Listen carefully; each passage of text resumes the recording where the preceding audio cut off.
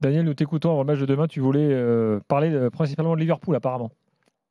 Non, pas forcément. L'idée était de dire que, et qui peut surprendre, de dire que finalement, je ne suis pas sûr que ça dépende beaucoup du PSG, le résultat de demain. Ça fait une semaine que tout le monde attend la suite, que tout le monde a d'abord été extrêmement étonné de ce qu'on a vu, de cette domination extrême du PSG. Et on est désormais, je pense, à peu près sûr de ce dont est capable le PSG. Qu'est-ce que je veux dire par là? Les années précédentes, à chaque fois qu'un gros match arrivait en Coupe d'Europe, on était sur où est l'interrupteur? Est-ce que le PSG va être capable de passer de 105 à 115 km/h, enfin 115 km pardon, pour le bloc collectif? Est-ce qu'ils vont être capables d'élever le niveau? Est-ce qu'ils vont être capables de bien jouer? C'était la principale interrogation.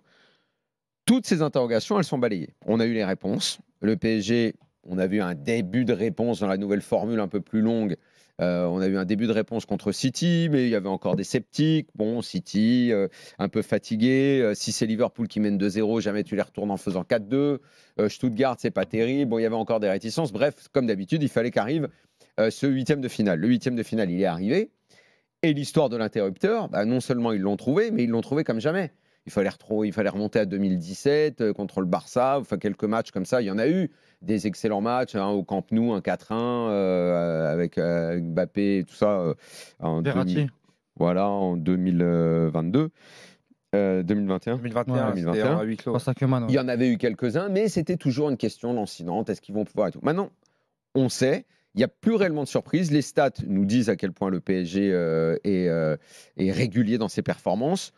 Nos yeux ont bien vu ce qu'on a vu mercredi dernier, à savoir une performance très haut de gamme, à tel point qu'on se dit, s'ils arrivent à passer demain soir, il n'y a pas de raison de ne pas les mettre dans les favoris pour la victoire finale, ce qui n'est quand même pas arrivé très souvent. Là, vraiment, ils vont débouler comme favoris, en plus en faisant peur quasiment à tout le monde. Tout semble boucler de ce côté-là. La compo, c'est fini, Géo trouve tout, Jiffy, il n'y a plus d'expérience, de machin. Il y a 11 joueurs et au total, il y a 14 joueurs à peu près. On sait quand ça va jouer, comment ça va rentrer. Voilà, on est dans quelque chose qui est parfaitement rodé au moment des huitièmes de finale et c'est nouveau et c'est tant mieux. Et là où je dis, bah, finalement, donc la seule inconnue qu'on a maintenant, c'est Liverpool. Comment Liverpool va encaisser de s'être fait balader comme ils se sont fait balader mercredi, tout en ayant gagné il y a des équipes qui, même quand elles perdent, moi j'ai jamais trop aimé, enfin plutôt j'aime bien, il y a ceux qui critiquent le concept de la défaite encourageante. Je sais pas pourquoi, parce que moi ça signifie quelque chose à mes yeux. Moi je me souviens de Comboiré qui racontait le PSG Real de 93 et il disait le match aller, on savait pas ce qu'on valait réellement parce que jouer à Madrid, machin, le Real, tout ça, on a perdu 3-1. La façon dont le match s'est passé, nous on est sorti du match, on s'est dit franchement, on n'a pas honte, ce qu'on a fait c'était bien. On se dit qu'on peut le faire au match retour. Ils n'étaient pas abattus. Là, je pense que non seulement c'est ça, c'est même, je dirais, un degré supérieur pour le PSG. Vu la prestation dans le jeu qu'ils ont fourni, évidemment qu'ils arrivent en pleine confiance. Et là où je pense que Luis Enrique a le plus apporté, c'est dans ce travail sur la confiance et sur le mental. C'est quand il a dit la semaine dernière, nous, maintenant, on ne perdra plus en ayant peur. Comme toutes les défaites qu'on a collectionnées du PSG, où finalement, au-delà du jeu ou de la tactique ou de quoi que ce soit, c'est plus dans la tête que le club avait perdu. Tout est rangé de ce côté-là. Maintenant, c'est comment Liverpool va encaisser ce qu'ils ont vécu là. Est-ce que la fameuse pression d'Anfield, il y a eu, je pense, 1 milliard d'articles depuis mercredi dernier sur ce qu'est Anfield, comment on l'encaisse, comment on joue, comment Liverpool se comporte. Est-ce que tout ça, ça veut vraiment dire quelque chose? Oui, je pense. Mais comment le PSG va l'encaisser? Comment Liverpool va également se servir de l'apport de ses fans? Et surtout, je pense que c'est ce que tout le monde a dit depuis mercredi dernier. Est-ce que Liverpool est capable de jouer aussi mal que mercredi dernier? Sauf que mercredi dernier, c'est pas qu'ils ont joué mal, c'est que le PSG a excessivement bien joué. Donc, quelle va être la réaction de Liverpool? L'autre l'a encore répété en conférence de presse aujourd'hui. Comment Liverpool va réagir? Est-ce que Liverpool va mettre la pression, jouer haut ou va avoir peur des éventuelles transitions du PSG? Moi, je pense que le casse-tête, il est plus à Liverpool qu'au PSG avant le match de demain. Le PSG a des certitudes qui leur est rarement arrivé dans leur histoire récente. Ils ont un jeu qui est en place. Ils vont jouer comme ils savent faire. Si Liverpool veut être meilleur que la semaine dernière, si Liverpool veut être le Liverpool qu'on voit en Première Ligue, eh bien ok, ça fera peut-être un match serré. Et ce match aller qui a mal tourné, bah, on sera là demain soir et on dira c'est à cause du match aller, il y a des regrets parce qu'au match aller, tu mérites de gagner, tu as perdu 1-0, parce que demain, ça fera un super match et ça fera un partout 2-2, ou parce que le PSG on avait arrivera Julien pas à tout à l'heure, gagner. on avait Julien dans Génération After qui disait c'est inenvisageable de revoir Liverpool à 30% de possession à la maison, tu vois, avec Anfield, etc. Ouais, mais si le Et PSG ça peut être fait un encore, avantage fait qu'on un parlait gros des match, transitions, Il tu peut vois, en avoir des après-match. espaces derrière. Là, tu tu vas avoir des des transitions. espaces. Les transitions que tu n'as pas Donc, pu avoir au match aller au parc, tu les auras La demain en certitude Anfield. que Liverpool soit mieux, ok, qu'il joue plus haut, ok. Mais c'est est-ce peut-être que un ça avantage veut pour Paris. forcément dire que le PSG se fera manger? Je sais pas. Donc, je sais pas combien vous avez croisé, j'imagine, énormément de gens cette semaine. Je pense que la question, c'est à chaque fois, est-ce que tu penses qu'ils peuvent le faire ou qu'ils peuvent pas le faire? Je sais pas, moi. Moi, j'ai beaucoup de supporters parisiens dans mon entourage et étonnamment, il y a une espèce de confiance de pouvoir le faire. Mais rarement vu. Alors ça, cette confiance, elle était après le 3-1 à Madrid en 98. Rappelle-toi les campagnes, on distribuait les tracts. 2018, on va le faire. 2010, ah oui, Oui, rappelez-vous, après que tu avais perdu 3-1 là-bas. Tous les ans, il y a cette énorme confiance. Ils vont le faire. Mais si. Mais vous mais là, c'est que c'est au parc. C'est des retours au parc. Là, c'est retour à l'extérieur. Je trouve qu'il y a beaucoup d'espoir. C'est ça la différence. Tu sais, quand tu dis souvent, ouais, t'es au parc, tu vas y arriver, autour machin. du PSG, il y a toujours de l'espoir, il y a toujours quelque chose qui est assez positif. Peut-être que là, tu sens pas un décalage là sur même dans les médias, etc. Tout le monde se dit bon, avec ce qu'ils ont fait sur le premier match, il y a beaucoup d'espoir et c'est possible. Moi, je trouve en tout cas que l'espoir il est légitime. Oui, bah oui. Ils nous l'ont montré. Ils nous l'ont montré. C'est légitime. Et c'est pour ça que c'était mon avis du soir. Je pense que maintenant, la seule question, le vrai casse-tête, c'est Liverpool. Qu'est-ce qu'ils vont faire dans ton équation, c'est est-ce que tu prends en compte que le PSG fait le même match qu'à l'aller? Mais parce que si tu... Je pense qu'ils vont venir non seulement avec les mêmes intentions, mais pourquoi ils ne feraient pas le même match? Parce que contexte Anfield, peut-être adversité différente. Voilà, donc c'est bien ce que je dis. C'est Liverpool qui va leur consigne différente de Luis Enrique peut-être aussi. Et pas de consigne. Luis Enrique l'a dit. On y va pour jouer avec les latéraux aussi hauts là. Il va jouer de la même façon. Il jouera jamais autrement. Peut-être que Liverpool a été surpris aussi sur le premier match et le coach va réajuster. Mais oui, mais moi réagisse avec Darwin par exemple, peut-être que Marquinhos sera plus testé. Julien nous en parlait. Ils vont peut-être cibler Marquinhos avec Darwin. Celui qui a un casse-tête, c'est Slot. Celui qui doit avoir une réponse de son équipe, c'est lui. Le joueur qui doit donner une réponse parce que c'est le leader en face, c'est Salah. Celui qui doit choisir qui va jouer en neuf, si c'est Darwin ou un autre, ou comment ils vont jouer, c'est Slot. En ce moment, celui, paradoxalement, alors qu'il a gagné 1-0, qui a le plus de questions en tête, c'est Slot.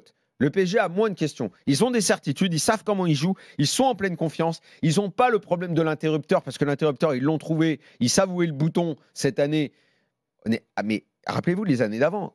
En championnat, ça gagnait, mais ça jouait un match de temps en temps top niveau. Là, maintenant, c'est tout le temps qu'ils maintiennent un niveau d'intensité avec une rigueur, une régularité. 90 minutes de course, gros volume et tout. Changement, pas changement. Le gros volume, l'intensité, c'est un truc qui est basique en PL, en Première Ligue. Ils le font tout le temps. Ok, très bien. Liverpool, montrez-nous le niveau de la PL. Si vous montrez le niveau de la PL, ça fera peut-être match nul et on sera déçus et au revoir tout le monde. Si niveau intensité, tu rivalises à Anfield face à Liverpool, là c'est très grand. Derrière, t'es favori. Là, c'est très sérieux. Fabrice Hawkins, il a la transmission de pensée, vient de nous envoyer un long message, là, un long reportage qu'il a fait là, ces dernières heures, qui s'appelle « Comment les Parisiens, malgré la défaite à l'aller, ont fait le plein de confiance ». Voilà. Et il nous dit que oui, il y a effectivement une confiance totale qu'à Liverpool, les relais, vous savez, bon, les joueurs se parlent ou ils parlent des intermédiaires et tout, que Liverpool a été très impressionné par le niveau de Paris, que ça a aussi gonflé les joueurs du PSG. Et voilà, comme Fabrice dans son article nous dit, assez paradoxalement, le PSG apparaît beaucoup plus confiant que Liverpool à l'heure d'appréhender le deuxième match. Et il met en avant le facteur Luis Enrique qui a connu des remontadas. Évidemment, le 6-1, il est sur le banc du Barça. Il y a l'année dernière où tu renverses Barcelone. On se souvient pas des autres années. C'est marrant ça. Mais non, c'est le match d'après, ils prennent une tarte contre la Juve. Bien sûr. Donc, mais ce que je veux te dire, c'est qu'il a connu le côté à l'aller, tu es en difficulté. Mais la remontada, c'est une escroquerie monumentale. Il y a l'année dernière, Daniel. Il y a le match. Moi, j'utilise rarement comment dire. Le vol arbitral. L'idée et le concept du vol. Oui. Mais moi, je te rejoins à 100%. Dans l'histoire, là, on est à 100% là-dessus. On est à 100%. Il y a eu l'année dernière avec le fait de jeu dont on a beaucoup parlé, mais il y a eu l'année dernière aussi où tu perds au parc contre le Barça, tu vas te qualifier à l'extérieur. Mais moi, je suis dans Après, ça peut arriver demain. Ça peut être en faveur du PSG. Avec le même arbitre d'ailleurs. Un carton rouge, un truc comme ça. C'est l'arbitre de Barça-PSG de la semaine. Là où c'est intéressant pour le PSG, c'est que si on doit se mettre de leur côté, c'est qu'ils doivent faire un match total. Il n'y a pas de gestion de leur part à avoir. Bien sûr. Alors que Liverpool, peut-être qu'ils peuvent être dans la gestion. Maintenant, moi, Et la je, gestion. maintenant, moi, je suis dans l'inconnu sur ce match-là. Tu veux que je te dise paradoxalement, alors qu'ils m'avaient moins impressionné à l'aller, ils avaient perdu 3-2 la saison dernière contre le Barça. Et j'y croyais beaucoup plus l'année dernière que cette année. Je sais pas pourquoi. Alors que je les trouve beaucoup plus forts cette année, mais le Barça me faisait moins peur. Le Barça de Xavi me faisait moins peur. Ah oui, là, c'est une machine de guerre en etc. face. Pourtant, avant le carton rouge, Montjuïc. Oui, prends l'eau, bien sûr, à Montjuïc, pardon. Oui, mais je te dis que l'exploit pour moi dans ma tête était beaucoup plus réalisable à l'époque. Là, je trouve que Anfield, Liverpool. Moi, c'est le contraire. Autant l'année dernière, pour moi, c'était infaisable parce qu'à l'aller, il s'était fait. Barça était au-dessus et la première demi-heure. Je trouve qu'il y a des joueurs à Liverpool quand même qui ont gagné la Ligue des Champions, qui ont fait finale. Il y a des mecs qui ont gagné des Coupes du Monde, McAllister au milieu de terrain. Il y a Alisson qui sort. Mais c'est une machine de guerre. On reste sur la pression du match aller où c'est vrai qu'ils ont été surclassés dans le jeu. Mais attends, même en étant surclassés, ça les a pas empêchés d'avoir ce côté machine. Et solide, tu vois, pas se sentir fort tout le temps. Et de même dans l'adversité et dans la vague, d'avoir des mecs qui avaient le visage qui ne montrait aucune peur. Van Dijk qui montrait aucune peur. Il était là. Et les gars, venez attaquer. Ok, on est en train de souffrir, mais on va se défendre. Et la question qui va se poser, c'est comment Paris va réagir à la pression qu'ils vont forcément subir un moment. C'est pas le même match que l'année dernière, que la semaine dernière. Déjà au passage, je trouve ça plus intéressant d'avoir une semaine de battement en 8e sur la nouvelle formule que les 3 semaines qu'on avait avant. Ah oui, ça c'est vrai que c'était chiant. Changer les dynamiques complètes. On faisait des débats pendant 3 semaines avec des dynamiques qui changeaient. Là, on l'a assez rapidement. Mais au-delà de ça, en fait, t'as un match totalement différent pour le PSG parce que le PSG a eu un volume d'occasion la semaine dernière très très important. Là, je suis pas sûr que t'aies les mêmes occasions. Défensivement, le grand paradoxe, c'est les XG la semaine dernière. 1,86 avec autant de possession et de ballons dans la surface de réparation et de tir. Ouais. Ce problème d'efficacité leur a fait très très mal la semaine dernière. Il faudra quand même le régler. En 86, tu te rapproches des 2 buts quand même et t'en as mis 0. Oui. Donc, non, mais t'as super formé là-dessus. Mais c'est pas 3. Il y a des matchs où ils sont à 2,50. Après, tu joues face à Liverpool qui est bloc bas dans ton. Oui, il concède peu dans des situations. Et je crois que Liverpool, avant le but de Elliott, c'est 0-0. Ah, c'est rien. Ils ont rien. Donc ils avaient rien du tout. Mais je voulais dire que au-delà de l'aspect offensif où tu vas avoir moins de volume d'occasion, et là, il va falloir être clinique. Un Barcola, un Dembélé, un Kvaratskhelia, à part si je suis surpris et qui continue à leur rouler dessus. Et de l'autre côté, les défenseurs, la même chose. Et le gardien, la même chose. C'est que Nuno Mendes va sûrement pas avoir le même Mo Salah demain soir. Donnarumma va sûrement pas en avoir une. Alors, est-ce que c'est une bonne chose pour lui qui a besoin de volume de frappe ou non? Mais il va falloir qu'il fasse un très grand match. Et la semaine dernière, en ayant fait un match 8 sur 10, tu perds le match. Là, est-ce que si Liverpool fait ce match 8 sur 10, je pense que Liverpool est bien plus armé pour faire mal au Paris Saint-Germain. Mais en tout cas, il est très très excitant ce match et on est très très pressé de. Celui de Lille aussi, moins celui de Lyon parce qu'ils ont fait la diff, mais celui de Lille également très très excitant. Mais oui, demain c'est l'attente maximale. Si on veut être un peu optimiste pour les Parisiens, tu as des précédents, des matchs allés, mais la saison dernière ils en prennent 3 à la maison contre l'Atalanta par exemple. Liverpool, il y a quelques saisons. À l'aller, le Real en a mis 5. Tu as eu un 5-2. Oui, non, mais pourquoi pas, mais il faut aller dans la case. Pour moi, il faudra un match comme ça. Il faudra un match où tu les assommes. Oui, c'est ça, de Liverpool-Real, le 5-2, chaque occasion, tu mets dedans. C'est un truc où tu voles, quoi. C'est un truc Ajax-Real Madrid, c'est un truc, quelque chose, il faut une soirée enivrante pour le PSG. Tu sais que sur l'action du but au match aller, donc effectivement, il y a eu l'opposition des 2 gardiens. Tu sais que maintenant, j'ai souvent le petit débrief gardien de notre ami Thierry Barnera. Oui. C'est celui qui bosse avec Courtois. Je vous ai envoyé cette fois la petite vidéo parce que j'arrivais pas à les envoyer avant. Mais donc, on est d'accord que clairement Donnarumma est coupable sur son placement. Et quand c'est expliqué par un expert en gardien, je trouve que c'est assez passionnant. Donc, il expliquait le positionnement de ses mains, pas devant, mais derrière, la position de son corps. Oui, c'est pas top niveau, clairement. Bien sûr qu'il est coupable, mais ça ne déresponsabilise pas pour autant Nuno Mendes. On a beaucoup parlé de Luis Enrique juste avant avec Marseille. Le gardien sur une action pareille, quand on a le droit d'être décisif. Tu peux aussi être décisif et récupérer les conneries des autres.